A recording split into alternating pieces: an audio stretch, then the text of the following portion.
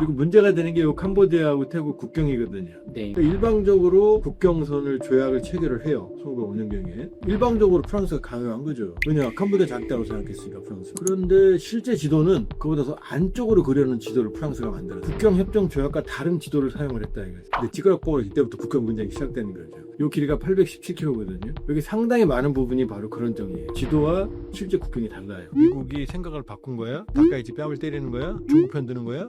라고 얘기가 나오는데 그건 아니에요. 새롭게 치고 올라오는 강자가 있으면 반드시 전쟁으로 충돌해요. 왜? 한 놈이 죽어야 되니까. 하늘에 해가 두 개가 있을 수가 없으니까. 이 그림이 깨진 게 아니잖아요. 그럼 지금 중국이 무섭게 치고 올라오는데 그럼 트럼프가 인도태평양 전략으로 처음 일기 때 중국 공세 전략을 적극화했는데 중국을 더 이상 협력해서 키워주겠다 이런 생각인가요? 핵무기를 갖겠다는 것보다는 핵의 허들을 없애고 싶은 거예요. 핵무기는 우리도 못 가져. 일본이 어떻게 가져요? 또 하나는 그 일본 입장에서 외롭게 중국하고 싸우는데 트럼프가 말 한마디도 안 도와주잖아요. 그 루비오 미국 국무장관은 뭐 중국과 협력해야 돼 이런 이상한 소리 나오고 있고.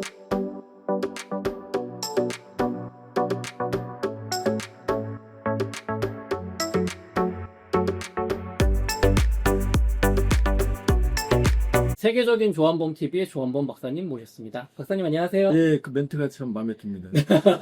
박사님, 캄보디아 태국 전쟁이 예. 점점 격화되고 있는데 앙코르와트에 폭격을 했다는 얘기도 있고 지금 설왕설래 말이 많네. 지금 전황이 좀 없습니까? 또 유튜브라니까 썸네일 때문에 항상 고민인데 썸네일이 자극적이자면 안 보시고 그 썸네일이 진지하면 사실은 진실성에 가까운데 구독자들이 안 보시고 자극적으로 하다 보니까 일단 뭐 일명 낚시죠. 그런데 저도 사실 항상 칼날을 위해서 정말 인기 영합주의냐 아니면 진실이냐 고민을 많이 하는데 캄보디아를 어떻게 폭격을 합니까? 앙코르와트 세계적인 문화유산. 그러니까 앙코르와트가 있는 인계를 폭격했다 이게 맞지. 앙코르와트를 폭격했다 그러면 세상 뒤집어지죠. 일단 지도를 보시면요. 태국이 이게 타이완이거든요. 캄보디아하고 이렇게 보셔야 돼요. 캄보디아, 베트남, 라오스잖아요. 이쪽은 과거에 프랑스가 지배했어요. 캄보디아, 베트남, 라오스. 태국은 놀랍게도 여러분 또 태국 분들 싫어하시겠지만은 식민 지배를 받질 않았어요. 영국, 프랑스. 그렇죠. 뭐 그다음에 예, 말레이시아, 미얀마, 인도 이쪽은 누구냐? 영국이거든요. 자, 그럼 그림이 나오죠. 캄보디아, 베트남, 라오스, 말레이시아, 미얀마, 인도는 영국, 프랑스. 둘이 앙숙이잖아요. 그렇죠. 중간에 태국이 있죠. 그러니까 태국이 일종의 프랑스와 중국이 완충지대로 남겨놓은 거예요. 그리고 문제가 되는 게 요 캄보디아하고 태국 국경이거든요. 네. 1905년 경 프랑스가 지배했고 요때 태국은 시암왕, 영어로 시암, 네. 샤암왕, 샤암 쌍둥이라고 알아요? 그래서 한 명의 몸에 두 명이다. 예. 그 샤암 쌍둥이 이름이 여기 시암에서 나왔어요. 왜냐? 이 태국에 있던 시암 쌍둥이가 미국으로 건너가서 네. 일종의 뭐 전시, 좀 나쁘게 말하면 뭐 서커스 이런 데 동원이 됐어요. 그래서 미국에서 그분 들이죠. 두 분이니까. 인생을 마감하셨는데 그게 시암왕국이에요. 그 전에도 물론 있었겠죠. 근데 제일 유명해진 게 시암왕국이거든요. 프랑스는 제국이고 시암왕국은 힘이 없었을 거 아니에요. 그러니까 일방적으로 국경선을 조약을 체결을 해요. 1905년경에. 근데 이 국경선이 이게 주로 산맥의 분수령이 뭐냐면 산 꼭대기잖아요. 물이 갈라지니까. 이 산을 중심으로 형성을 일방적으로 프랑스가 강요한 거죠. 왜냐, 캄보디아 작다고 생각했으니까 프랑스. 그런데 실제 지도는 그보다 더 안쪽으로 그려놓은 지도를 프랑스가 만들었어요. 국경협정조약과 다른 지도를 사용을 했다 이거죠. 근데 지들 마음이니까 저 때는. 그리고 시아만 그땐 지도 개념이 없어요. 영토 모르잖아요. 그렇게 넘어갔어요. 근데 이제 1947년 8년 이제 떠나갔을 거 아니에요. 프랑스가. 2차 세계대전 끝나고 이제 그러면 이제 그때는 이제 상황이 달라지죠. 태국이 그 캄보디아가 작잖아요. 그러니까 그때 태국이 알았어요. 지도가 잘못됐다는 거. 근데 찌그러뽀로 이때부터 국경 분쟁이 시작되는 거죠. 요 길이가 817km거든요. 여기 상당히 많은 부분이 바로 그런 점이에요. 지도와 실제 국경이 달라요. 안 그래도 프랑스 입김 때문에 캄보디아 유리하게 지도를 협정을 맺었는데 국경을 거기서 더 잘못된 일로 더 뺏겨 들어가자. 그때 이제 태국이 내 땅이야. 그런데 문제는 뭐냐? 지도가 왜 중요하냐? 나중에 국경 분쟁 때 근거로 활용이 돼요. 왜 이의를 제기하지 않았냐? 그래서 국제적인 국제기구에 가져갔는데 캄보디아가 이겨요. 진짜요? 그러니까 태국은 속 터지죠. 억울할 것 같은데 너무. 여기에 또 문제가 되는 게 뭐냐? 2008년에 캄보디아가 여기를 세계의 문화유산에 유네스코 문화유산에 지정을 해요. 또 이제 태국이 박 터지는 거죠. 아, 저 원래 우리 건데. 그렇죠. 그런데 이게 또 어떤 문제가 있느냐? 아주 복잡한. 태국은 군부가 강해요. 군사 쿠데타가 실패한 것까지 합치면 거의 30차례 될 거예요. 이 군부는 또 왕정과 아주 긴밀한 관계가 있어요. 그렇죠. 보통은 군부가 갈아엎으면 왕 폐지하고 막 이러지 않나요? 태국이 입헌 군주제로 만든 그 장본인들이 군부가 마음대로 좌지우지해야 되는데 네. 여기에 푸미폰 아윤야댓이라는 무려 70년을 제외한 태국의 가장 존경받는 국왕에 등장합니다. 존경받. 이 사람은 모두가 존경해요. 태국 군부가 마음대로 못하는 거지. 그리고 태국 군부가 쿠데타 일으켜도 꼭 푸미폰 아윤야댓 이 왕한테 가서 허락을 받아요. 그래서 이 푸미폰 아윤야댓 왕의 통치 시기에 이 왕은 국민과 군부 모두로부터 존경을 받는 이런 상황이 벌어져요. 근데 이분이 돌아가시거든요. 2016년인가 돌아가실 거예요. 지금은 10대 왕이거든요. 그 아들이거든요. 얘기가 좀 복잡한데 자, 태국은 군부와 왕당파 기득권층과 푸미폰 아윤야댓 왕 다음 세대예요. 제 10대 왕은 군부를 완전히 통치해요. 그러니까 군부 마음대로 쿠데타를 못해요. 쿠데타 한다 그러면 왕이 시키는 거예요. 요게 하나파가 있고 탁신 친나와시라고 들어보셨죠? 네, 들어봤어요. 이 탁신. 탁신 친나와스로 대표되는 꼭 이 사람만은 아닌데 농민과 서민을 지지층으로 하는 소위 이 레드셔츠라고 하는 이쪽이 갈려요. 그러니까 일반 대중 지지 기반의 탁신 친나와 MFD라고 새로운 세력도 있고 왕당파와 군부 세력이 있고 탁신 친나와시 무려 탁신 집안에서 4명의 총리가 탄생해요. 올 7월까지만 해도 탁신 딸 패통탄 친나와시 총리였어요. 근데 왜 제가 이 캄보디아 긴 말씀을 드리냐 2006년에 태국 군부가 쿠데타를 일으켜서 탁신이 망명을 해요. 그때 탁신이 어디로 도망가느냐 주로 캄보디아로 갑니다. 캄보디아의 훈센 총리 지금 훈센 총리 아들 훈마네트인데 경제 고문이 됩니다. 탁신 집안과 캄보디아의 훈센 아주 의형제 집안 2008년이라고 그랬잖아요. 그럼 탁신이 쫓겨갔을 때예요. 캄보디아. 이때 유네스코 지정을 해요. 그럼 탁신이 캄보디아에 있을 때예요. 태국과 캄보디아가 이때부터 충돌하기 시작하는 거예요. 안 그래도 승질나는데 유네스코 지정을 하니까 이때 충돌이 있는 거예요. 근데 탁신이 어디 있었다고요? 캄보디아에 있었다고요. 캄보디아 훈센 총리와 탁신 쪽은 어떻게 되죠? 태국 군부와 서로 공동 전선이 되는 거죠. 이게 좀 복잡해요. 올 5월 달에도 충돌이 있었는데 그때는 패통탄 친나 탁신이 돌아갔으니까 네. 몇겠습니까 전선을 담당하는 최전선을 담당하는 게 태국 2군 사령관이에요. 네. 태국이 캄보디아와의 충돌이 몇 개 전선이 있는데 2군 사령관이 최전선을 담당하거든요. 이 충돌이 있으니까 반군부였던 패통탄 친나 총리와 캄보디아 훈센 총리가 훈센 지금은 상원 의장이에요. 실질적 권력 통화를 하는데 통화 내용이 유출돼요. 패통탄 친나와시 훈센한테 삼촌이라고 그래요. 그러면서 오히려 2군 사령관을 욕해요. 사국 사령관 내역은 군부가 싫으니까 서로 패통탄 집안하고 훈센 집안은 서로 태국 군부와 대립되니까 여기 비밀 통화면 괜찮은데 네. 훈센이 이걸 유출을 시켜요. 이건 뭐 왜냐 여기 또 깊게 들어갔는데 왜냐하면 이 보시면 알겠지만 캄보디아 카지노의 최대 고객이 태국 고객이에요. 근데 태국이 요 당시에 그때 5월 당시에 캄보디아의 태국 국민들이 너무나 많이 카지노에 가니 국부에 중조되고 여러 가지 문제들 범죄 피해도 있고 그래서 군제 제재를 가하기 시작해.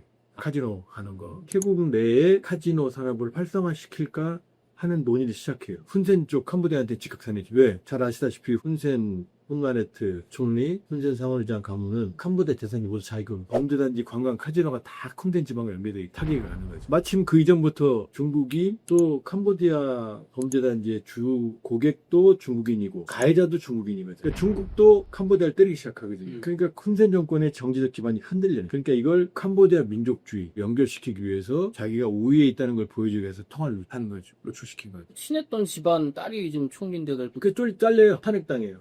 그 잘리죠. 차고 지금 아누틴 총리예요. 지금 아누틴 총리는 태국 군부와 패통탄 친나 네. 집 야권 집안 네. 이쪽 집안의 중간에 있어요. 그래서 왕하고도 친해요. 그 중간자예요. 중도층. 그렇죠. 자 그러다가 7월 26일부터 5일간 또 교전이 벌어졌어요. 요때 이제 트럼프 대통령이 중재한 거예요. 그때 10월 26일 날에 이 날짜도 기억해요. 경조국전 아세안에 가서 내가 해냈지 신나게 훈마네트하고 이제 아누틴 총리 태국 들어오다가 양쪽. 그것은 내가 했지. 그런데 이제 11월 달에 여기에 왜 분쟁이 되느냐. 수없이 많은 지뢰들이 매설되어 있어요. 캄보디아 내전부터 시작해서 국경 분쟁 때문에. 지뢰가 심심치 않게 터진단 말이에요. 근데 태국은 캄보디아 얘네들이 일부러 심었다. 캄보디아는 원래 있던 거다. 근데 11월 달에 지뢰가 또 터져요. 그러다가 12월에 이제 교전이 또 시작되는 거죠. 근데 이번 교전은 지금 첫 질문이 그거였잖아요. 앙코르와트까지 폭격했다. 네. 5월달 교전과 이번 7월달 교전하고 달라요. 이 국경 전면에서 태국이 공습을 하기 시작했고 네. 그다음에 여기 해안 보이죠? 네. 여기 해안 봉쇄까지 지금 시도하고 있어요. 캄보디아는 해군력이 없어요. 공군력도 없어요. 그때 뭐 캄보디아 막 중국제, 소련제 무기 다 해든 거밖에 없다고 비행기도 없다시피 하다고. 없다시피 아니라 없어요. 전투가 아유. 한 적 없어요. 미국 20일이 있었는데 예. 모두 퇴역시켰어요. 훈센의 전쟁 군사 철학이 뭐냐면은 어차피 보병이 깃발 꽂아야 이긴다. 50년대 정말 진짜 요괴때 개념이죠. 제공권이 없으면 전쟁을 못 이기거든요. 미국이 이라크 전쟁 때 하루 만에 방공망 400개를 초토화시켰어요. 그 다음에 공지전 개념 이게 처음 등장해요. 공군과 지상군이 합동으로 아주 괴멸시키고 들어갔거든요. 푸틴이 지금 코프 터지는 것도 제공권을 정확하지 못해서 그래요. 소규모 전투밖에 못해요. 제공권이 있으면 압도적인 제공권이 있으면 아예 저항은 못해요. 그러니까 태국은 나름대로 F-16 사실은 미안한 얘기지만 부닥다리 곧 퇴역시켜야 될 거예요. 그다음 그리펜 태국에 이제 우리 T-50 사갔거든요. 네. T-50TH 일부 뭐 T-50TH가 뭐 이건 훈련기예요. 여기에 FA-50 경공격기, 우리나라의 네. 경공격기. 이게 있으니까 일방적으로 패는 거예요. 자, 태국 캄보디아가 태국 공군기 격추시켰다 미사일 그런 얘기 없죠? 없어요. 방공망도 아예 없어. 그때 박사님 7월인가 나와주셔서 캄보디아가 야 우리 저기 중국제 미사일 지대공 미사일로 격추한다. 네, 한 번도 그런 얘기 안 나오죠? 근데 실적은 없어요. 왜? 방공망이 다 단거리거든요. 그럼 단거리여도 미사일 쐈다는 얘기 나와야 되잖아요. 그렇죠. 하나라도 격추시켰던 말 나와야 되잖아요. 한 번도 없잖아요. 어디가 이겼어요? 프놈펜, 훈센 지키는 데가 아닙니다. 여기 그 독재왕. 네, 훈센이 왜 공군력을 유지 안 했느냐? 지금 태국 국방비의 10분의 1이 캄보디아거든요. 네. 인구는 한 3분의 1, 영토는 4분의 1, 노딩세거든요. 태국 국고가 훈센 거예요. 그러니까 돈을 아끼고 싶었던 거죠. 공군력에 투자하고 싶지 않았던 거죠. 캄보디아의 예산은 사실상 내 돈이니까. 내 돈이에요. 일방적으로 일단 전전선에 때려요. 그 다음에 이 해안을 거의 봉쇄하다시피 하고 있어요. 태국은 그나마 나름 해상 전력이 튼실해요. 항공모함도 있어요. 항공모함도 있어요. 차크리 나루에벳이라고 스페인의 프린시페 데 아스트리어스라는 걸 조금 적게 한 7,000톤밖에 안 돼요. 만재해봐야 난 많던 안 넘어가는데 지금은 해리어기를 쓰다가 지금은 이제 헬기 모함을 쓰는 어쨌든 항공모함이 있어요. 그 다음에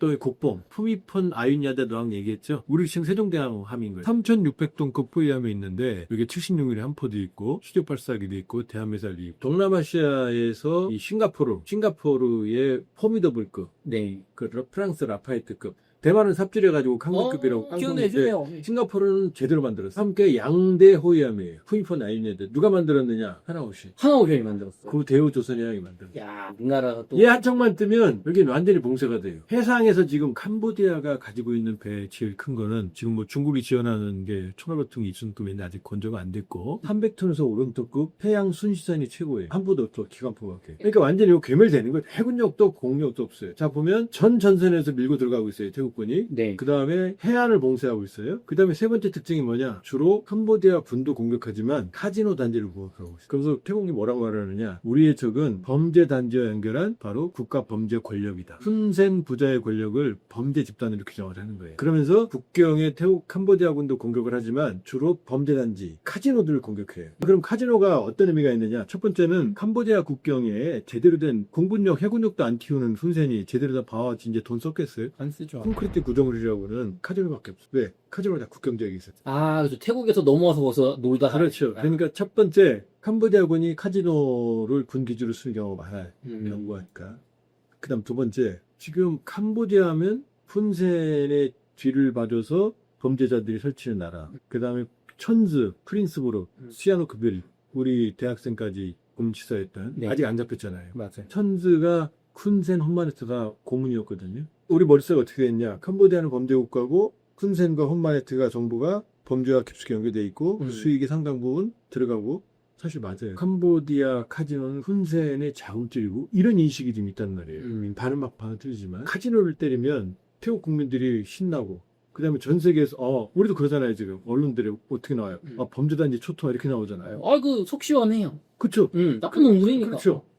그러니까 태국이 지금 휴전할 생각이 없고 목표는 뭐냐. 캄보디아 군사력을 제거하겠대요. 그러니까 지금까지 있었던 수많은 국경전 그 분장은 완전히 다른 게임. 그러니까 첫 질문이었고 여기까지 왔는데 앙코르와트까지 폭격했다는 말까지 과장되게 나오는 거예요. 앙코르와트 인근까지 막 폭격하니까. 태국이 작정하고 이번에 캄보디아에서. 그러면 여기서 태국이 지금 왜 저렇게 오바를 하느냐. 다시 또 태국 국내 정치로 가야 돼요. 태국이 지금 군부 왕당파 기득권 세력이 있고 네. 탁신 친나왑이라고 하는 탁신 친나왑 대표된 MFD라고 또 있어요. 국민당이나 국민 운동부라고. 야당 나뉘어져 있잖아요. 안우천이 중간에 있다 그랬죠. 안우천 총리. 네. 안우천 총리는 탁신하고도 친하고 친나하고도 군부 왕당파 왕정하고도 통화가 대화가 되는 사람.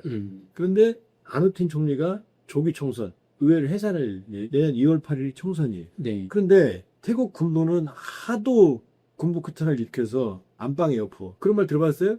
캄보디아가 그 엉망인 군사력에 장성이 3,000명이다는 얘기 뭐 언론에 나왔죠. 그렇게 많아요? 그 반은 맞고 반은 뭐 과장인데 막 주는 거죠. 네, 그러니까 개나분. 캄보디아 군은 외국을 위해서 있는 게 아니라 자꾸 국민들 탄압하기 위해서 있는 거예요. 막 별 달아주는 거죠. 거구나. 별 달아줘. 참 잘했어요라고. 근데 이런 얘기하면 태국도 싫어할 텐데 여기도 장난 아니에요. 여러분들 태국도 장성이 몇 명이 찾아오세요. 태국도 군이 지배하는 체제거든요. 툭하면 쿠데타 일으키니까 일반 농민이나 서민들은 태국 군부를 별로 좋아하진 않아요. 너무 정치가 불안정. 안방에 엎어라고. 근데 캄보디아를 때리면 국뽕이 차올라요. 일방적으로 패니까 이게 전투가 아니니까 10대 1이니까 그럴 거 아니에요. 지금 여기서도 우리 남편님도 그랬잖아요. 시아노프 뭐 캄보디아 덤비다니 때리니까 신난다고. 속 시원하다고. 5월달 7월달 이때 캄보디아를 두들겨 패니까 캄보디아 군부에 대한 지지가 일시적으로 95%까지 오릅니다. 태국 군부. 태국 군부에 대한 지지도가 95%까지. 야, 95%는 뭐 거의 전 국민이. 반면에 패통탄 팀 나와서 대표됐던 내각은 뭐 어떻게 해요? 훈센이랑 통화하면서 삼촌 뭐 매국 바닥으로 떨어져요. 그치, 그쪽은 매국. 그러니까 태국이 캄보디아를 패면 팰수록 군부가 왜? 이거는 그냥 세워놓고 스탠딩 막 패는 거나 마찬가지. 묶어놓고 패는 거나 마찬가지거든. 아니, 명분도 있어요. 그러니까는 카지노 단지를 때리는 거예요. 명분을 찾으려고. 우리는 범죄 단지 때리는 거야. 캄보디아의 무고한 시민을 공격하는 게 아니다. 근데 캄보디아 카지노가 다 범죄 단지겠어요? 근데 카지노 하면 범죄 단지, 훈센 총리 범죄 집단 이렇게 연결을 시켜놓고 나가는 거예요. 그러니까 태국 군부는 어떻게 돼요? 언제까지? 내년 2월 8일 선거지. 계속 패야지. 그럼 어떻게 돼요? 군부를 지지하는 정당, 이 보수, 왕당, 군부파, 기득권층 그쪽의 지지도가 올라가는 거죠. 오래 끌수록 좋다. 오래 끌수록. 지금 복잡하게 말씀드렸죠. 어제부터 프랑스 제국주의 시대부터 시작돼서 국경 문제부터 시작해서 훈세 탁신 침 나왔지만 군부, 왕당파, 푸이폰 아이냐데. 그러니까 푸이폰 아이냐데 왕은 모두가 존경을 했기 때문에 한국모함 이름도 그 짜크리 나루에비시 뭐냐 위대한 차크리 왕조란 뜻이에요. 지금 차크리 왕조고. 근데 요 아들은 푸이폰 아이냐데 9대거든요. 네. 근데 아들이 10대인데 부왕 이름 자기가 마하국왕인가 이 사람은 권위주의예요. 그러니까 군부를 장악하고 일종의 권위주의적 통치. 그러니까 군부가 존경을 했던 푸이폰 아이 이게 아니고 지금 군부를 장악해요. 약간 절대왕정. 예, 그렇게 말해요. 이게 지금 딜레마예요. 태국으로서. 그러니까 푸미폰 아윤야데 왕에 대한 그 추억이 머릿속에 있는 거죠. 푸미폰 왕은 국민들의 존경을 받고 헌신하고 이런 이미지였는데 지금 국왕은 조금 미안한 얘기야. 반도 못 따라가는 거지. 그러니까 지금 군부왕은 결탁돼. 과거의 푸미폰은 요 위에. 그러니까 군부가 쿠데타에도 항상 가서 저 잘했어요? 근데 왕 입맛 찾아보거든요.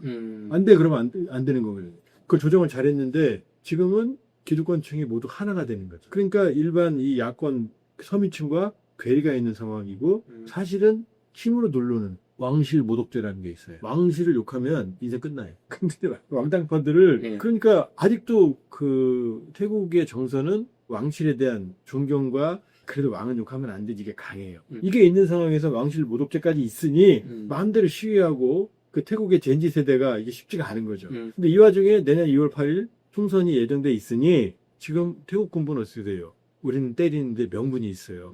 카지노를 때려요. 범죄자를 때려요. 훈센도 범죄자예요. 훈메라트 범죄자예요. 이렇게 흐름이 가래. 그러니까 히스카리 일방적으로 때리는 거예요. 그러니까 이전 게임하고 다르죠. 트럼프한테도 이렇게 말해요. 우리가 범죄자를 때리기 때문에 국제사회가 우리를 욕하지 않는 거야. 대놓고 이렇게 말해요. 전쟁은 밖에 속 시원하다고 하셨잖아요. 그렇지 않아요. 복잡한 사연들이 꼬여있어. 그 다음에 그러면 캄보디아는 왜 이 와중에 이렇게 일방적으로 터지면서도 왜 계속해서 지금 태국하고 찝쩍거리니? 그냥 가만히 있었으면 사고 안 됐을 거 아니에요. 그 지뢰를 뭐 묻었다는 것도. 그러니까 양측이 서로 네가 공격해서 내가 공격해서 그러는데 가만히 있는 캄보디아를 태국이 이렇게까지 판을 벌리기 쉽지가 않아요. 그렇죠. 자극을 해왔죠 지금. 그렇죠. 캄보디아가 빌미를 줬을 가능성이 있어요. 지금 캄보디아의 친여권 인사들이 쓴 칼럼 같은 거 보면 뭐 캄보디아 청년들이 뭐 4만 명, 5만 명이 자원 입대했다. 지금 우리 한국에서도 지금 캄보디아 사람들이 데모하거든요. 그래서 뭐 침략자 태국 물러가라 막 이러거든요. 그러니까 캄보디아가 지금 좋지 않거든요. 캄보디아 관광선호 뭐 범죄 수익이 GDP 50% 60% 아. 설마 그러겠어요. 그 말이 나올 정도로 크단 얘기죠. 근데 중국이 견제, 태국도 견제, 올해 8월에 우리 대학생 사건 났잖아요. 관광객이 30에서 40%가 탈이 나네. 캄보디아 그러면은 캄보디아 안에 얼마나 많은 산업이 거기 연관이 돼 있었겠어요. 관광과 카지노 그런 범죄 산업과 캄보디아가 흔들려요. 훈세는 태국하고 충돌하면 어떻게 돼? 시선이 저쪽으로 가는 민족주의. 내부의 집안이 부부싸움 할 때 옆집 아저씨가 넌 콱콱 두드리면 부부싸움 분단하잖아요. 아, 그죠. 왜 쟤랑 싸워요? 이러잖아요. 어. 이거죠. 그러니까 복잡한 국경 문제, 캄보디아 내부 문제, 그다음에 태국 내부 문제 이런 게 섞여 있는 거고 이 변수 중에 하나 큰 변수는 내년 2월 8일 태국의 총선 요 그림을 좀 봐야 된다. 가야 된다. 좋습니다. 박사님 이게 말씀해 주신 것처럼 태국이 이 전쟁을 길게 끌고 간 게 이제 선거에서 유리하다고 하셨잖아요. 실제로 제가 트위터를 보니까 미국의 트럼프 대통령이 태국과 캄보디아 두 강력한 군사력으로 강력한 나라를 내일 내가 전화를 해가지고 평화를 찾도록 해보겠습니다. 라고 이렇게 연설을 했는데 바로 다음날 태국의 그 어떤 장관님께였던 것 같아요. 우리는 뭐 빨리 전쟁 끝낼 생각이 없다. 라고 그냥 대놓고 얘기를 했거든요. 지금 협정할 단계가 아니고. 그게 왜 그러냐면요.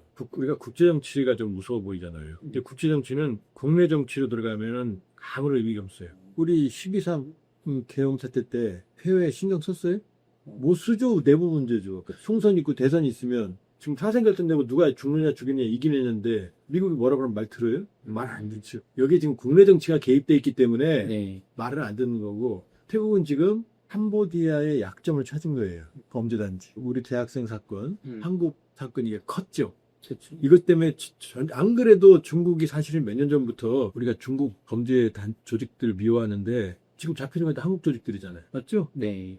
보통 자국민들이 자국민을 괴롭혀요. 중국도 마찬가지예요. 중국이 주로 중국민을 괴롭혔어요. 그러니까 중국이 더 이상 못 참겠다가 두들겨 패기 시작했거든요. 네. 라오스 마찬가지. 미얀마를 지금 막 잡고 있어요, 지금. 중국이 이쪽에서 올해만도 송환해 간 범죄자들이 이쪽 미얀마, 이쪽 라오스 이쪽에서 거의 10,000명대. 그러니까 캄보디아 들고 패고 있었거든요. 여기다 태국이 압박을 해. 거기다 우리 대학생 사건 터져. 그러니까 지금 캄보디아는 흔들리는 훈센 정권 이 거대한 그리고 훈센도 여기에 착취해 가지만 가끔 그런 얘기예요. 캄보디아는 평온하다. 범죄단지 얘기인데 왜 우리를 이렇게 하느냐. 그 얘기도 반은 맞고 반은 틀려요. 그 범죄단지가 유지할 때 그냥 고립된 섬에서 사나요? 주변에 쌀도 사가고 라면도 사가고 주변에 시장에 뭘 사갈 거 아니에요. 그럼 생태계가 형성이 되는 거죠. 선량한 캄보디아 국민들은 억울하시겠지만 그러나 그건 어쩔 수가 없어요. 왜냐? 그 안에 자생적인 범죄단지가 있었기 때문에 그냥 모두가 연루가 되는 거예요. 주변에 있는 주민들은 모를 수가 없죠. 모를 수가 없죠. 알지만 그냥 넘어가는 거죠. 우리가 물건 사가는 거니까. 우리 괴롭히지는 않으니까. 지금 그 얘기지. 캄보디아가 그래서 일반적인 선량한 사람들은 아무 죄가 없다. 그게 아니고 그 범죄 물론 그분들이 죄가 없죠. 그러나 범죄라는 생태계가 형성되면서 캄보디아 일반인들도 직간접적으로 연결될 수밖에 없거든요. 이게 흔들리니까 훈센 정권은 이게 흔들리면 어떻게 돼요? 1985년부터 23년까지 38년을 했어요. 그 다음에 그 또 아들이 해요. 위험하지 않겠어요? 지금 취약한 시점이니. 취약하죠. 그 아들은 또 훈센처럼 그런 강력 카리스마가 없어요. 지금 캄보디아나 그러니까 항상 이렇죠. 캄보디아가 먼저 설친 다음에 태국이 패면 야 휴전해줘. 이 패턴인데 지금 태국이 말은 안 됐죠. 왜? 2월 8일 총선이 있어. 총선. 그럼 적어도 2월 8일 총선 근처까지는 좀 장기화될 가능성이 좀 물론 그 전에 끝날 수도 있는데 어쨌든 요 그림이다 이거지. 트럼프 대통령도 지금 뭐예요? 앱스타인 파일. 일파만파일. 제가 알던 미국이 아니에요. 사진을 올린 다음에 이것도 의도적으로 클린턴만 올려요. 그 다음에 올린 사진에서 또 트럼프는 지워요. 이거 나중에 다 조사되면 이거 큰일 나는 일. 옛날에 이런 거 꿈도 못 꿨거든요. 트럼프 때 이게 다 가능해요. 왜냐? 다 이런 사람들만 장관 앉혀놨으니까. 그러니까 트럼프 대통령은 지금 큰일 났거든요. 여기서 신경 쓸 겨를이 없어요.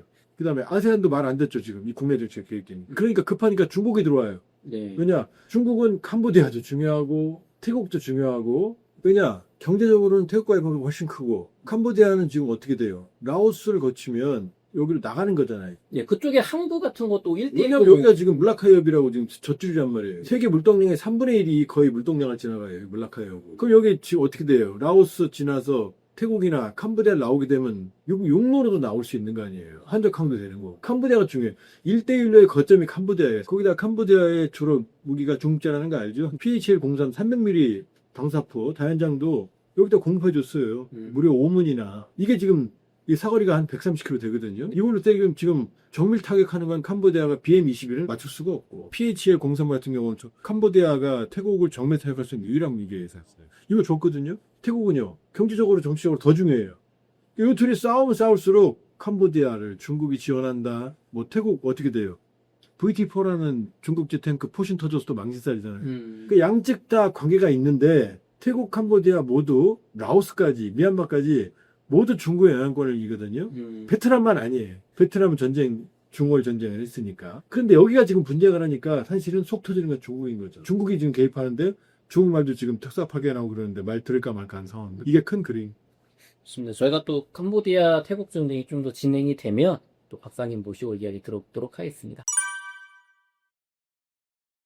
박사님, 미국이 정치적으로는 앱스타인 파일 때문에 트럼프 대통령이 굉장히 공경에 몰렸다는 평가가 많은데 지금 우리나라 입장에서는 마크 루비오 국무부 장관이 굉장히 중요한 발언을 하면서 난리가 났다고 하는데 좀 어떤 얘기인가요? 문제는 뭐냐면 미국의 NSS 국가안보 전략에 미국 정부가 바뀌면 국가안보 전략서라는 게 나와요. NS National Security Strategy. 이건 대통령실에서 만들어요. 트럼프 임기 4년 벌써 1년 지났지만 그러고 보니까 참 길었네요. 관수강풍.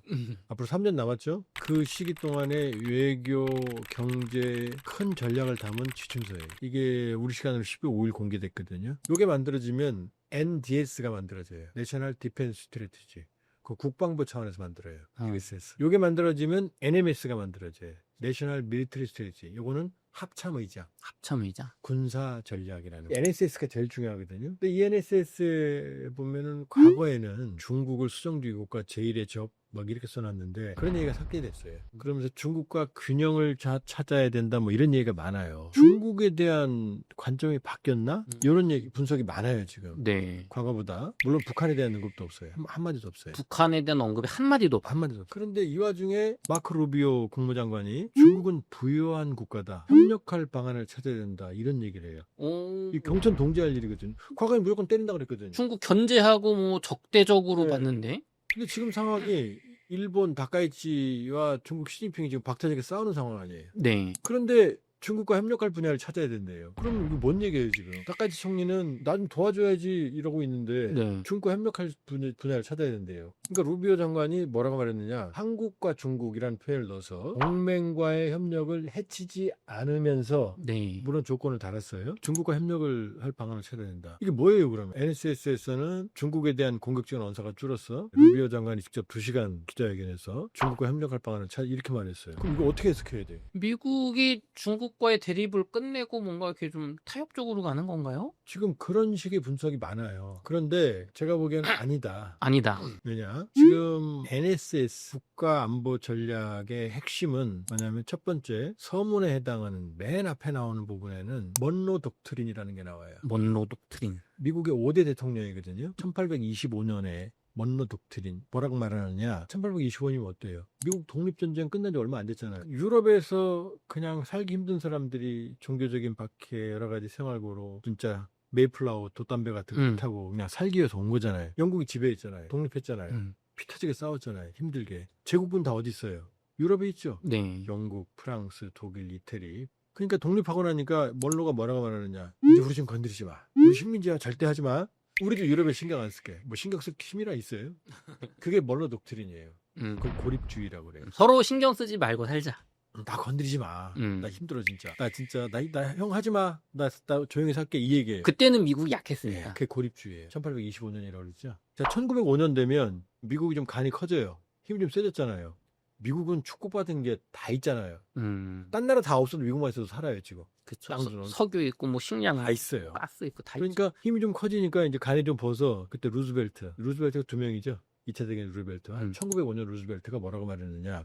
이걸 루즈벨트 콜로라리 투 멀로 독트린이라고 그래요. 콜로라리는 뭐냐면 버전. 루즈벨트식의 멀로 독트린. USA가 아니고 웨스턴 헤미스피어. 서반구. 이게 남북 아메리카를 말하는. 뭐라고 말하느냐? 우리가 이 남북 아메리카 정도는 영향력을 행사해야 되겠어. 근데 유럽은 아니야. 루즈벨트 콜로라리 루즈벨트 버전이 바로 쿠바 사태 냉전기, 칠레, 페루 이런 데 미국이 개입한 바로 이론적 근거예요. 왜? 남북 아메리카는 하나의 생태계니까 여기까지는 내가 할 거야. 일본 말입니다. 나쁜 말입니다만 이엘도쿄에서 조폭들 쓰는 용어로 여긴 내 나와바리야 이렇게 말합니다. 음. 이게 멀로 독트린의 흐름이에요. 그런데 이 모든 게 어디서 깨졌느냐? 1차 세계대전. 나 안 들어가려고 그랬어? 근데 독일의 유보트 무제한 작전으로 미국에 피해가 발생을 하니까 참전했죠? 그쵸.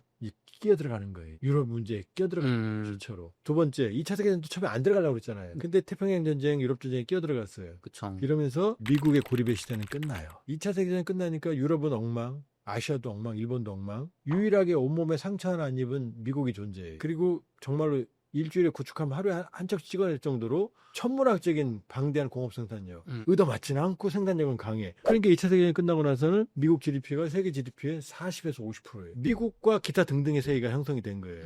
이게 바로 국제주의. 미국이 국제 질서를 지킴으로써 미국의 국익이 유지되는 마샬 플랜부터 시작해서 전 세계 왕의 미국이 말하면 표준이 되는 거예요. 전 세계 개입을 해요. 전쟁에도 막고 자본주의 진영을 유지하고 그러면서 천문학적인 돈을 써요. 세계 질서를 유지하기 위해서. 근데 이게 손해냐? 아니거든요. 10원 투자하면 100원이 들어가거든요. 미국으로. 이게 국제주의거든요. 그러니까 2차 세계대전 이후로 국제주의는 미국의 숙명이에요. 공화당이든 민주당이든. 그런데 냉전이 끝나고 소련이 붕괴하고 다극화, 미국의 국력도 상대적으로 약화돼요. 중국이 치고 올라와. 한국도 53년에 가나보다 가난했는데 지금 세계 10위잖아요. 치고 올라가요. 일본도 미국의 G2까지 간 적이 있고. 그러니까 미국은 지금 세계 GDP의 40, 50에서 한 25%에서 더 줄고 있어요. 지금도 세지만 줄고 있어요. 다극화라고 그래요. 그러니까 미국이 예전같이 힘이 없는 거예요. 내가 옛날만큼 힘이 없는데 세계 질서를 지켜야 돼? 이런 고립주의가 고개를 살짝 드는 거죠. 이게 바로 마가예요. 트럼프가 이거 치고 들어오는 거죠. 내가 왜 남의 전쟁을 개입을 해야 돼? 그러면서 트럼피즘이라는 게 형성이 되는 거예요. 이게 큰 흐름이에요. 이 흐름 속에서도 미국이 유지하는 딱 하나의 흐름이 있어요. 중국은 잡아야 된다. 중국이 치고 올라오잖아요. 그 이전에 클린턴, 부시 이때는 중국 잡는 얘기가 안 나와요. 중국이 그렇게 안 컸으니까. 오바마 정권 2010년, 시진핑이 2012년 집권하거든요. 네. 이때 중국의 GDP가 미국의 GDP의 50%를 넘어요. 이걸 오바마는 알았죠. 2009년 출범했죠. 그래서 피보트 아시아 중시 정책을 펴요. 때려잡자. 중국. 네. 그리고 리밸런싱. 소련이 붕괴했으니 유럽에 병력 필요 없어. 빼. 중동 석유 때문에 중요하지. 시엘가스 미국이 에너지 수출에 중동 중요하지 않아. 병력 빼. 어디로 보내? 아시아로 보내. 리밸런싱. 재균형. 해외 미국 원정군을 아시아로 집중 배치. 누구 잡으려고? 중국 잡으려고. 요 전략이었어요. 그런데 그때 오바마가 못 잡아요. 왜? 2007년 서브프라임 모기지, 2008년 리먼 브라더스 파산, 세계 금융위기, 세계 대공황이 이 정도였으면 금융위기는 이 정도였어요. 얼마나 큰지 알겠죠? 그러니까 중국 잡을 여력이 없잖아요. 중국은 계속 치고 올라와요. 트럼프 일기 때가 되니까 인도 태평양 전략, 인도까지 끌어들여요. 중동에서 빼서 어디로? 중국으로 아시아 여기죠? 근데 못 막았다 그랬죠? 트럼프가 들어오니까 어떻게 하느냐? 인도 태평양, 인도양과 태평양을 연결해서 누굴 잡아요? 중국을 잡겠다고. 거대한 연결망을 만드는 거예요. 왜? 인도가 중국과 왼쪽이니까 서쪽에서 막아. 호주가 남쪽에서 중국과 남쪽에서 막아. 일본은 동쪽에서 막아. 미국 4개죠? 그걸 쿼드라고 그래요. 쿼드 이렇게. 중국을 막겠다고. 이래도 중국은 치고 올라와요. 2021년이 되면 중국은 미국 GDP의 76%까지 들어갑니다. 그러니까 바이든이 들어와서 트럼프 모두 욕했는데 인도 태평양만은 잘했어. 그러면서 세계 민주주의 정상회의라는 걸 이제 세계로 넓히는 거예요. 누구 잡으려고? 중국 잡으려고. 중국은 안 불러요. 민주주의 정상회의. 넌 민주주의 아니잖아. 지금 트럼프 2기로 온 거예요. 트럼프 2기로 왔는데 자, 이 그림에 미국의 대조작이 바뀌겠어요? 안 바뀌겠어요? 크게 안 바뀌죠.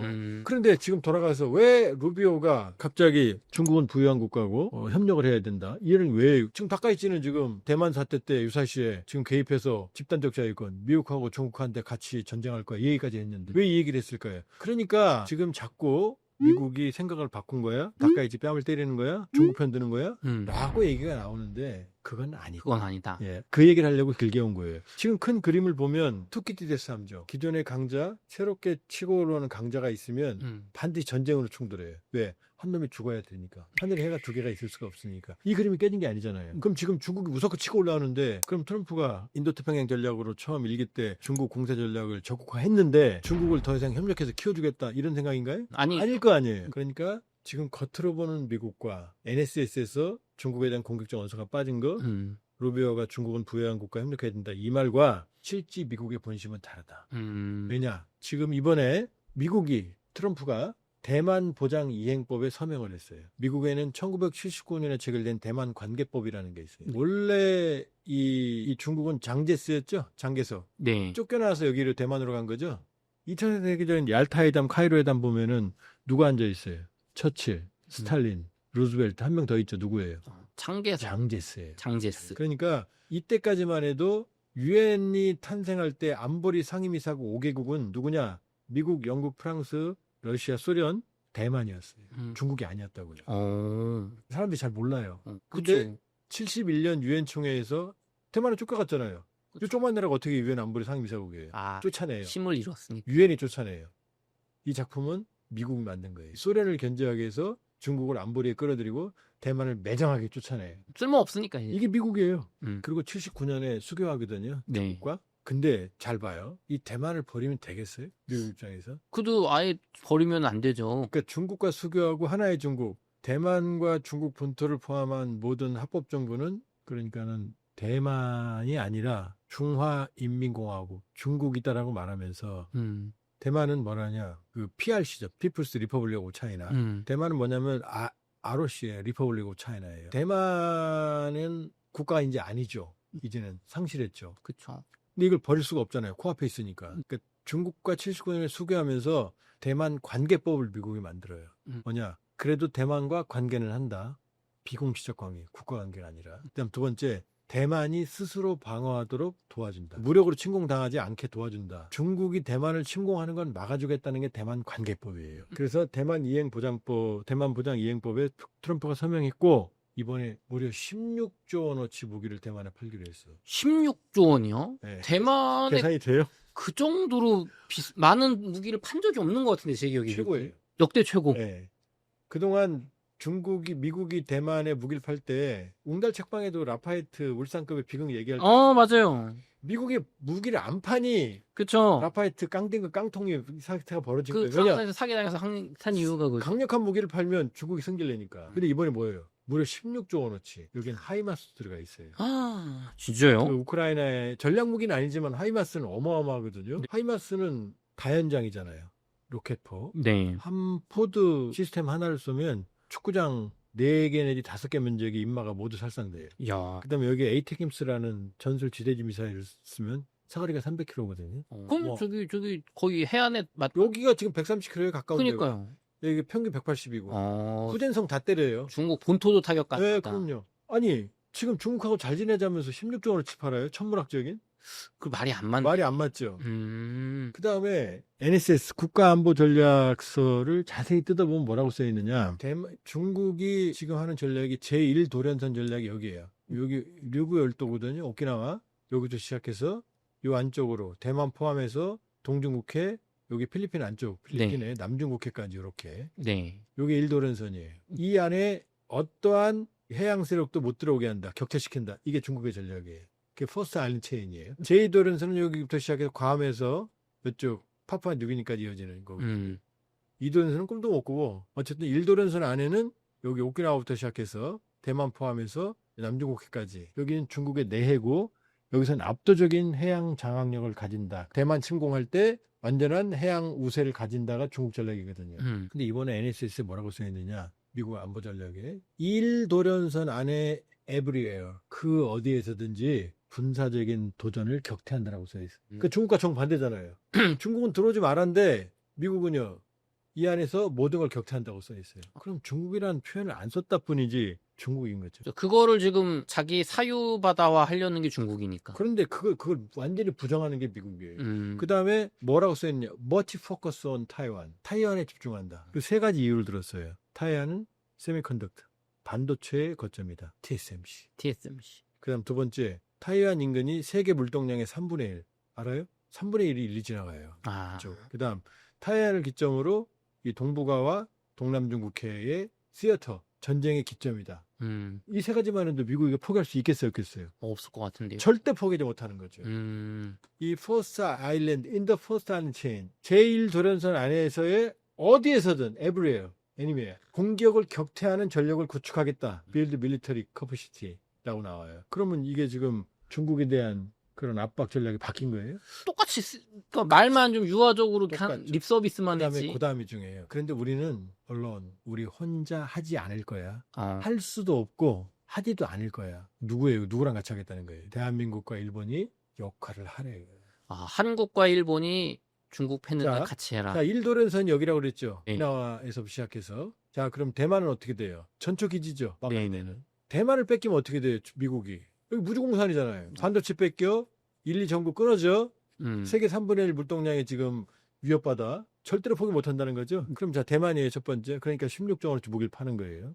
두 번째, 일본. 내가 알아서 전쟁에 참여할게. 오케이. 너 무려 5만이나 있어요. 일본에. 해외 미군의 4분의 1 일본에 있어요.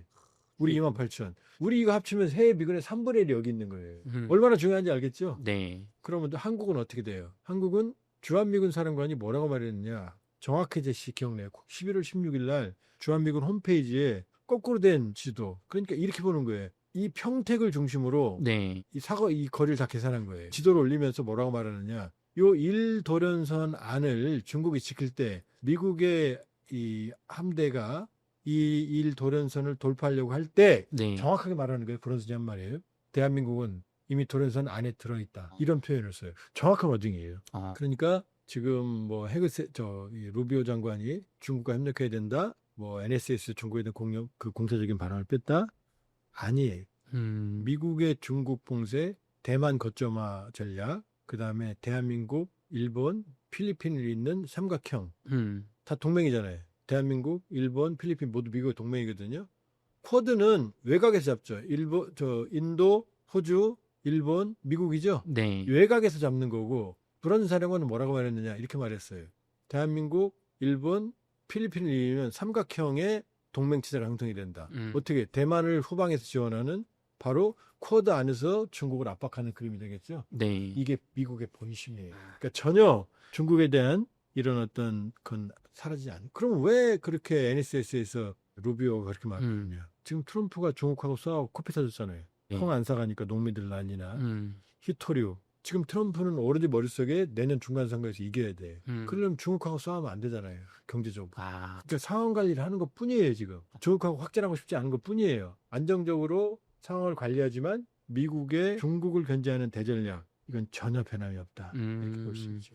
중간선거 끝나고 정치적으로 내가 위협이 없을 때 그때 본격적으로 싸워. 말로는 지금 뭐 휴전하고 지금 중국과 정면으로 충돌해 봤자 글로벌 공급망 때문에 미국이 충격이 크니 중국은 그동안 그 충격을 준비해서 내성이 강해졌으니 그쪽은 좀 순화시키지만 그러나 외교와 군사적 전략적으로는 중국을 포위하고 압박하는 전략에는 전혀 변함이 없고 오히려 우리 부담이 커진 거죠. 그래서 뭐라고 그랬어요? 우리 핵추진 잠수함, 원자력 추진 잠수함 제공에 승인하고 나서 미국의 커들 해군 참모총장이 한국에 왔거든요. 그때 대놓고 그랬어요. 핵추진 잠수함 중국 견제하는데 역할을 해야 된다. 그다음 대만 전쟁 때 주한미군이 가냐? 그랬더니 뭐라고 말했는 줄 알아요? 총력전이다. 총력전은 뭐예요? 지금 주한미군 보고 모든 군인들이 다 미군이지 대한민국 군대예요? 연관된다는 얘기죠. 그러면서 또 커들이 뭐라고 말했느냐? 만일에 이 총력전이 벌어지면 제3국이 네. 한반도에서 기회주의적인 활동을 하지 않겠냐. 왜냐? 주한미군을 묶어두려면 어떻게 돼요? 북한이 난리치면 주한미군이 못 움직이겠지. 동해에서 러시아가 난리치면 주일미군과 주한미군이 움직이는데 쉽지 않겠죠. 그쵸. 그 얘기를 한 거예요. 그러니까 미국의 큰 의도를 봐야 된다. 중국과 대중국 군사적 봉쇄의 전략엔 전혀 변함이 없고 한국과 일본까지 필리핀까지 삼각형 구도로 활용을 하려는 게 미국의 의도다라고 볼 수 있어요. 그걸 알아야만 우리가 여기 대응을 할 수 있는 거죠. 대만은 우리 전쟁이 아니거든요. 그러니까 이건 미국의 의도를 충분히 숙지할 필요가 있다. 중국과 뭐 지금 갑자기 화해하고 대전략의 변화가 있는 건 아니다. 우리가 뭐 사활이 걸린 전쟁이면은 우리도 어쩔 수 없겠지만 스스로를 방어하기 위해서 그게 아니라면 하다가 딸려 들어가지 않도록. 그럼요. 조심해야. 우리가 스스로 전략을 미리 잘 세우고 있어야지. 여기서 잘못 읽고서 이제 미국 중국이랑 뭐 화해하나 보다. 전혀 아니에요. 그러면 절대 안 되는 아니요. 거다. 일본 총리실 관계자가 일본도 핵무장을 해야 된다라고 하면서 일본의 핵무장론을 꺼냈습니다. 그랬더니 북한에서 인류의 대재앙이다. 핵무장은 아주 해서는 안 되는 일이다라고 하면서 내로남불식 성명을 했다고 하는데 이건 무슨 얘기입니까? 사람이 그러죠. 그 건방지면 간이 부었다 그러죠. 토끼와 거북이에서 토끼가 그 용왕한테 거짓말하죠. 간 내놓고 갔다고. 총리실 관계자는 지금 간이 부은 게 아니라 간을 손에 들고 다니는 거예요. 왜냐하면 과거에 그런 발언을 했다 그러면은 뼈도 못 추려요. 바로 못 벗습니다. 근데 물론 총리실 관계자가 비공식 비공개, 익명 세 가지 조건이었어요. 그러니까 보도되면 안 되는 거예요. 그럼에도 불구하고 그 얘기가 왜 보도가 됐느냐? 경천 동지할 일이거든요. 일본은 세계 유일의 피폭 국가입니다. 히로시마, 나가사키, 히로시마의 리틀보이, 나가사키 팬맨이라는 두 방을 맞아서 즉사만 양쪽에서 한 15만 추산돼요. 아, 즉사만. 근데 누적 사망자도 있잖아요. 근데 즉사가 몇 명인지 아무도 몰라요. 시신이 없잖아요. 다 날아가 버려서. 후유증 트라우마. 얘기하면 남의 나라로 알고 있는데 아니에요. 거기 끌려갔던 조선인들이 얼마나 많은지 아세요? 지금도 흥존에 계신 분들 중에 피폭으로 고생하시는 분들이 계세요. 남의 나라 일이 아니에요. 그러니까 일본은 전쟁이 끝나고 나서 두 가지. 하나는 비핵 삼원칙. 핵은 징글징글하다. 핵 원자력 발전이 있지만 핵무기 제조, 보유, 반입을 하지 않는다. 이게 비핵 삼원칙이에요. 그러니까 핵무기는 일본에 절대 못 들어가요. 냉전기에도 그러니까 핵무기는 안 들어갔다. 물론 뒤로는 모르죠. 냉전 체제니까.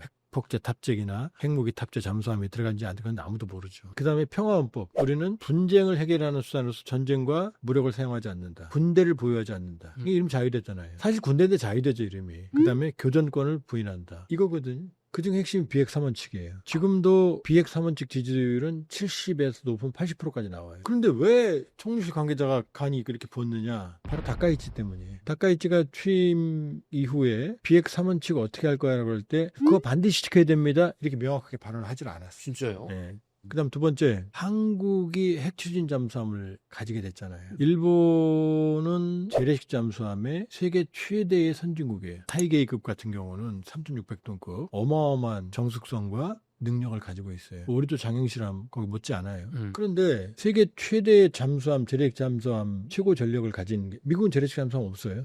만일에 한국이 핵추진 잠수함을 가지게 되면 핵추진 잠수함은 장단점이 다 있어요. 그러나 속도와 자막 능력에 있어서는 타의 추종을 불허하거든요. 재래식 잠수함은 아무리 빨라야 시속 25에서 30km를 못 넘어요. 그럼 그 속도로는 몇 시간이면 방전돼서 올라와야 돼요. 3주, 4주 자망할 수 있다 하더라도 조용히 걸어갈 때 산보할 때 얘기고 사람이 100m 뛰면 15초 만에 힘들잖아요. 그러니까 재래식 잠수함의 특징이 뭐냐면 정숙하고 핵추진 잠수함의 부작용을 모두 없앨 수 있지만 속도 면에서는 따라갈 수가 없어요. 핵추진 잠수함은 시속 40km, 50km로 몇 년 동안 달릴 수 있거든요. 재래식 잠수함은요. 조용히 가면 3주, 4주 있지만 시속 25, 30km로 다니면은 몇 시간이면 또 올라야 되거든요. 못 쫓아가잖아요. 못 쫓아가죠. 만약에 한국 핵추진 잠수함 가져봐요. 동해에서. 일본 애들한테 날 잡아봐라 그러면 어떻게 되겠어요? 그러니까 일본은 고이즈미 방위상이 이미 핵추진 잠수함 확보하겠다는 의지를 표명을 했어요. 그리고 올 9월 달에 이미 일본 해자대, 해상자위대의 자문단이 뭐라고 말했느냐. 새로운 동력을 추진할 수 있는 잠수함 확보를 고려해야 된다라고 이미 언급을 했어요. 그럼 이 얘기는 뭐예요? 바로 핵심 잠수함이겠죠. 그러니까 핵무기를 갖겠다는 것보다는 핵의 허들을 없애고 싶은 거예요. 핵무기는 우리도 못 가져요. 일본이 어떻게 가져요? 일본 국내 여론들이 국제사회 용납을 안 하는데. 또 하나는 그 일본 총리실 담당자가 왜 그런 얘기를 했느냐. 미국의 확장 억제를 어떻게 믿느냐. 트럼프를 봤잖아요. 다카이치 총리가 저렇게 외롭게, 물론 우리 입장에서는 아니지만 일본 입장에서 외롭게 중국하고 싸우는데 다 저렇게 치고받고 있는데 트럼프가 말 한마디도 안 도와주잖아요. 루비오 미국 국무장관은 뭐 중국과 협력해야 돼 이런 이상한 소리 나오고 있고 미국의 확장 억제를 어떻게 믿느냐 이렇게 얘기를 하는 거예요. 총리실 관계자가 그렇게 말을 했을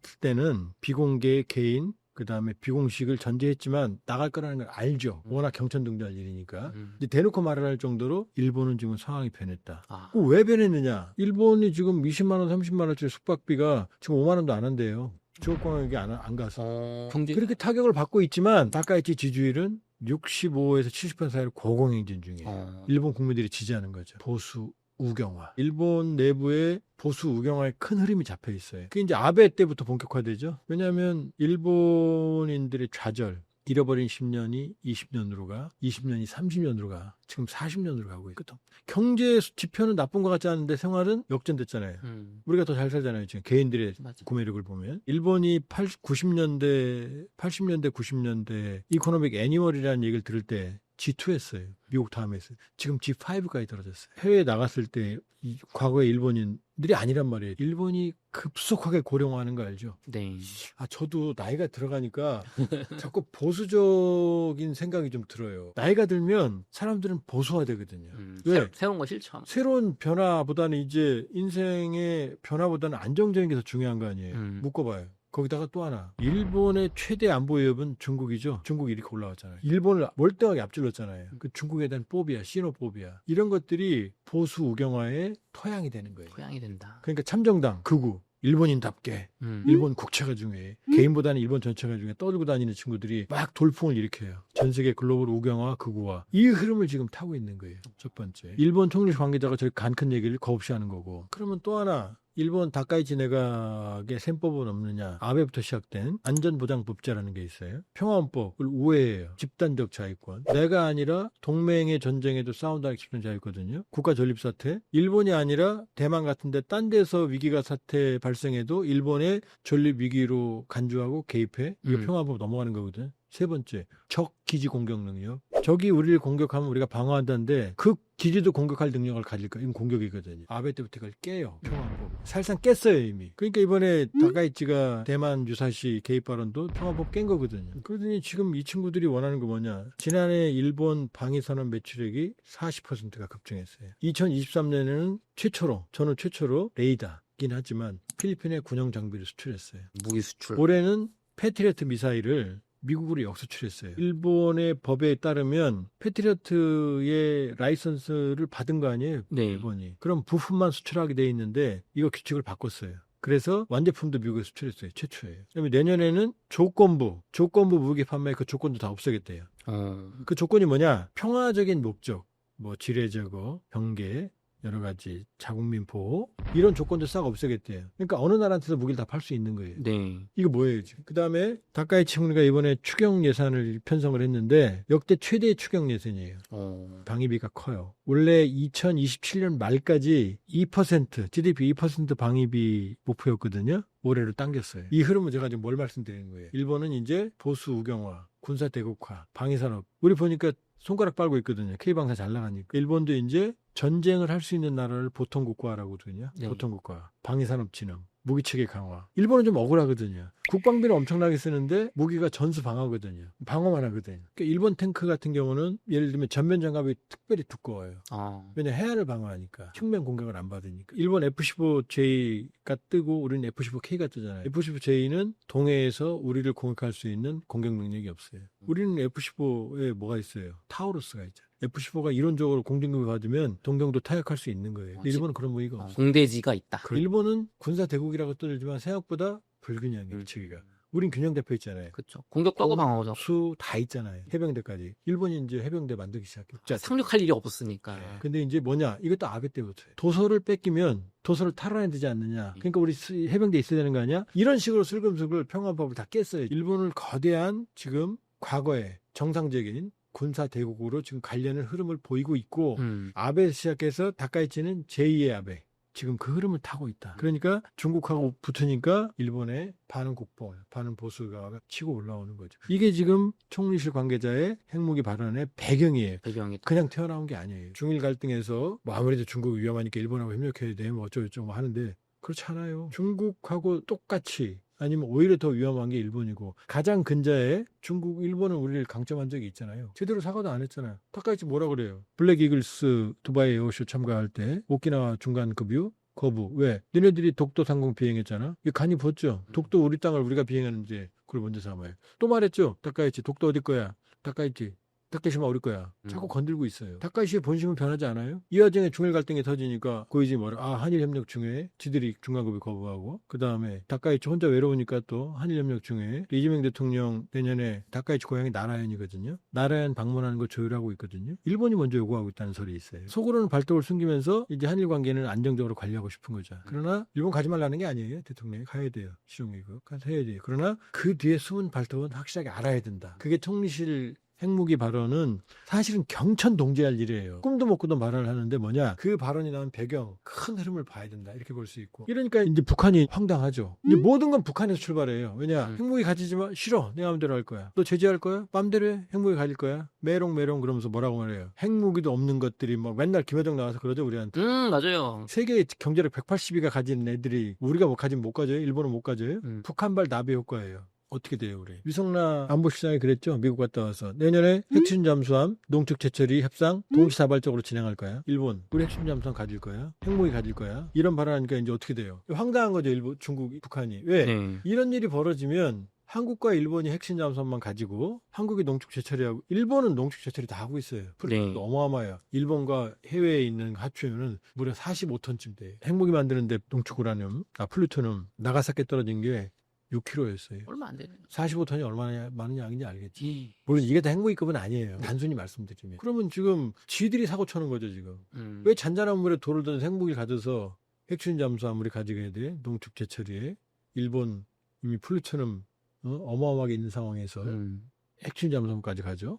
북한의 핵 우위는 상쇄되는 거예요. 핵추진 잠수함 가지게 되면 장영실급 3,600도급 재래식 잠수함도 수직 발사관 10개거든요. 그 안에 SLBM 10개가 들어있다는 얘기예요.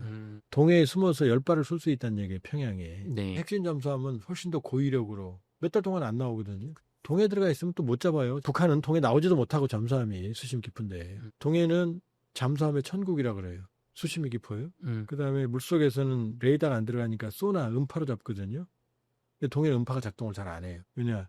이쪽 크루시오 한류, 베링의 한류가 내려와서 네. 이게 충돌해요, 동해에서. 그러면 거대한 수계, 물덩어리가 형성이 돼요. 음파가 여기서 분산돼요. 거기서 핵추진 잠수함 우리 거 숨어 있으면, 만약 일본도 가져서 일본도 숨어 있으면 몇 달 동안 여기가 평양인데 네. 여기 서해는 수심이 낮아서 힘들어요. 여기 숨어 있으면 여기서 수십 발, 수백 발이 날아올 수 있다는 얘기인데 네. 딴짓거리 할 수 있겠어요? 못하죠. 정은이가? 못하죠. 김정은이 쏘아올린 작은 공이 아니죠. 핵이 지금 사실은 보면 모든 군사력은 이렇게 올라가잖아요. 그럼 균형점을 찾게 돼 있어요. 이렇게 하면 또 이렇게 찾게 돼 있어요. 그러니까 노동신문이 류무성 황당하니까 인류 재앙을 불러온대요. 인류 재앙이 불러야 지들 핵무기 가져서 재앙을 불러왔어요. 아니 그런 우리나라 흐름이 있는 거죠. 핵추진 잠수함 우리나라가 추진할 때도 뭐 핵보유의 야욕을 드러냈다느니 뭐 영내 안정을 했으니 뭐 이상한 소리 하더라고요. 그거는. 그러면 김정은이 아마 이 옹달 책방을 볼 것 같은데 방법이 있어요. 핵무기를 내려놓으면 돼요. 평화를 가면 된다. 네, 평화로 가면 일본도 저런 얘기 못하죠. 근데 이게 북한도 북한인데 중국이 굉장히 그럼 심기가 불편할 것 같은데요, 박사님? 왜냐하면 자 봐요. 지금 이렇게 돼 있죠. 여기가 이렇게 돼 있지만 중국 이거 산둥반도가 북해 함대거든요. 여기 랴오닝 산둥 여기 다 있어요. 여기 나와요. 이번에 랴오닝 항모가 일본 오키나와를 포위하는 항적을 했다 이런 보도 보셨을 거예요. 네, 맞아요. 어떻게 나가냐면 바다가 크지만 항로가 정해져 있어요. 여기 보면 여기 류구 열도예요. 일본에. 네. 오키나와. 여기가 이제 오키나와 여기 오키나와거든요. 네. 여기가 본섬. 여기 있죠, 오키나와. 네. 여기 미야코지마예요. 여길 미야코 해협이라 그래요. 여길 나가요. 랴오닝도 핵추진잠 다 이쪽으로 나가거든요. 그런데 지금까지 일본의 재래식 잠수함은 이쪽에 중국의 핵심 잠수함들이 이런 쪽을 나가고 태평양으로 나갈 때 이 관문을 지켜도 못 따라가요. 가끔 핵추진 잠수함을 찾아갖고 잡아서 강제 부상을 시킨 적은 있지만 실제로 본격적으로는 못 따라가거든요. 그런데 일본이 핵추진 잠수함을 가지게 되면 어떻게 되느냐? 미국이 여기 안 와도 핵추진 잠수함이 일본이 막죠, 이제. 네. 그죠? 우리도 막죠. 그 다음에 러시아도 잠수함이 나올 때 이렇게 나오거든요. 네. 앱이. 물론 이쪽도 나오지만은. 동해나 이쪽 동중국 해 쪽에서 중국과 러시아의 핵참, 특히 중국 핵심 잠수함들은 시끄럽거든요. 물속의 경운기라고 그래요. 기술이 딸려서. 많이 좋아졌어도 세상에 잡혀갖고 강제 부상당한 핵심 잠수함은 거의 중국이 유일하거든요. 챙김이 많이 당해요. 영국한테도 다 당했고 일본한테 당하고. 그럼 일본이 자체로서 중국의 이 수중 전력을 견제할 수 있는 거예요. 거기다 한국도 있잖아요. 조심스럽게 추정을 해보면 미국이 일본 핵심 잠수함 갖는 거 용인하겠어요, 안 하겠어요? 할 거 같아요. 가능성이 높죠. 부담도 줄고. 우리가 가지면 일본도 가지는 수순으로 갈 거다. 이렇게 볼 수 있죠. 그러면은 핵추진 잠수함이야 그렇다 치고 박사님. 일본은 지금 핵추진 잠수함뿐만 아니라 핵무기도 갖겠다잖아요. 그럼 불가능해요. 불가능하다. 단적으로 말씀드릴 수 있어요. 일본 여론이 동의 안 하고 네. 그리고 국제사회가 동의하지 않죠. 그럼 어떻게 보면 다만 그건 핵 허들, 허들. 핵추진 잠수함으로 가기 위한 핵 허들을 없애기 위한 연막 작전일 가능성이 높죠. 우리 핵 무기 가져야 되는데 좀 그러니까 뭐 핵추진 잠수함까지 이렇게 좀 한국도 가졌는데 아. 핵추진 잠수함은 NPT 비확산 체제의 명시적 위반은 아니에요. 그러니까 호주, 오커스. 호주가 핵 추진 잠수 왜 필요해요? 위협도 없는데 중국 잡으라는 거거든요. 여기 남쪽에서. 그 핵 추진 잠수함 자체는 비확산 제재에 걸리질 않아요. 명문으로는. 다만 비확산 정신은 좀 걸리죠. 왜냐? 농축 우라늄을 연료로 사용하니까. 또 핵무기는 아니지만 어쨌든 군용 장치니까. 일본도 가지게 될 가능성이 높죠. 좋습니다. 박사님, 그럼 마지막 질문입니다. 일본도 이제 군사 대국화를 하고 있는데 우리는 한미일이라고 해서 중국을 북한과 중국을 견제하기 위한 군사적 협력을 같이 하고 있는데요. 아까도 얘기해 주셨지만 중국만 지금 우리가 견제할 게 아니라 일본도 조심해야 된다고 하셨잖아요. 그럼 지금 같은 일극 체제, 미국이라는 일극이 희미해져가는 이 시대에 우리나라 개개인은 좀 어떻게 해야 될까요? 우리는 이재명 대통령이 미국 가기 전에 올해 8월이죠. 일본 먼저 갔죠. 네. 그리고 미국 갔죠. 이게 처음이에요. 일본이 오키나와 중간 급유도 거부했고 다케시마 뭐라고 막 독도를 떠들지만 그러나 내년에 일본 간다는 거 아니에요. 나쁜 거 아니에요. 왜냐? 국익을 위해서는 일본하고 협력할 건 하고 일본이 저런다고 그래서 뭐 독도가 일본께 되나요? 필요하면 잡고 그 다음에 중국이 필요하다. 그럼 중국 손 잡는 거고. 러우 전쟁 끝나잖아요. 그러면 지금 벌써 나오죠. 한러가 모스크바에서 접촉했다는 소리 나와요. 네. 라브로프 러시아 외무장관이 한국과 일본한테 최근에 감사하다는 말을 했어요. 유럽처럼 살상무기 지원 안 했기 때문에 우크라이나에. 그게 바로 국익 중심의 실용 외교라고 이재명 외교는 말하지만 외교는 다 국익 중심의 실용 외교예요. 굳이 그렇게 얘기하는 건 뭐냐면은 결국 이제 미안한 얘기지만 동맹의 시대는 갔어요. 그걸 트럼프가 보여주잖아요. 동맹 등도 치잖아요. 그럼 동맹이 없느냐? 또 동맹은 있어요. 이게 지금 현실이거든요. 그러니까 느슨한 동맹이에요. 그리고 각자 도생의 시대. 동맹은 있지만 냉면처럼 강력하진 않고 없는 건 아니다. 그렇지만 트럼프가 말하잖아요. 각자 도생이야. 각자 먹고 사는 거야. 라고 말해주잖아요. 그렇죠. 느슨한 동맹, 각자 도생의 시대. 그때는 국익 우선의 전략적 명확성. 우리만 놓고 보는 거예요. 어느 게 유리해? 아, 미국한테 더 붙어야 돼. 그럼 붙는 거예요. 아니야. 중국이 필요해. 중국부터. 러시아, 북한하고 지금 뭐 인민군 파병했잖아. 러시아가 야 나 좀 도와줘. 재건해야 돼. 그래야 갈게. 이렇게 가는 거죠. 우리 국익을 중심에 놓고 우리 길을 가는 거죠. 강대국 사이에 논 줄을 타는 게 아니라 우리가 줄을 새로 만드는 거예요. 왜? 우린 이미 그만큼 힘이 있거든요. 세계 5위 국방력. 자꾸 말씀드려 5위 맞아요. 맞아요. 경제력 10위. 그냥 경제력이에요? 반도체, 배터리, 첨단, 조선업. 그다음에 문화. 별거 아닌 것 같죠? 문화 1위예요. 캐대언. 이번 헬로윈 때 미국에서 제일 많이 팔린 게 캐대언 의상이래요. 그러면 충분히 우리가 자생력이 있거든요. 상대적 자율성이 있거든요. 전략적 자율성이 있거든요. 그러니까 한국의 전략적 자율성을 기반으로 한국 국익 중심의 전략적 명확성의 길을 가야 된다. 그러니까 지금 뭐 일본이 중국이 어떠고 그런 가치, 과거에 가면 그런 게 중요하지 않다. 느슨한 진영, 각자 도생의 세계에서는 오로지 나를 위한 길을 가야 된다. 볼 수 있어요. 박사님 또 1월에 박사님이 또 신간 책이 또 나오신다고 제가 들었습니다. 무국화 시대의 대한민국 생존 전략. 아, 무국화. 그 1월 뭐 언제쯤 나올지 아직 안 정해 주셨는데? 아마 중순 정도, 하순 정도. 그 책이 나오자 제가 박사님 다시 한번 모시고 고견 들어보도록 하겠습니다. 마치겠습니다. 감사합니다.